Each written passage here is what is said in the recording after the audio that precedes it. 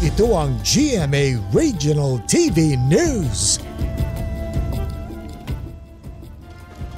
May naarestong mag-live-in partner dito sa Cebu City matapos umanong umorder ng pagkain gamit ang pineking proof of payment. Sa Minglanilla, Cebu naman, sumadsad sa tabing dagat ang isang cargo vessel sa kasagsagan ng Bagyong Christine. Ang mainit na balita hatid ni Zen Kilantang Sasa ng GMA Regional TV.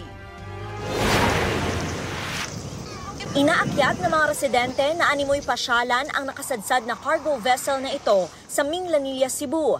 Napadpad sa lugar ang barko matapos daw maputol ang dalawang angkla nito sa kasagsagan ng malakas na hangin at hampas ng malalaking alon noong Bagyong Christine. Bale malakas kasi yung hangin na kwan, tapos uncontrollable na yung barko. Kaya kinan na lang namin yung safety. Ligtas naman ang mga tripulante.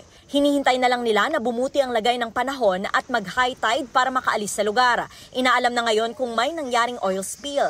Sa katong pagtanaw sa atong Coast Guard kay wala pa mo oil spill hasta paghapon gi-check sa ni namo wala sa oil spill sa.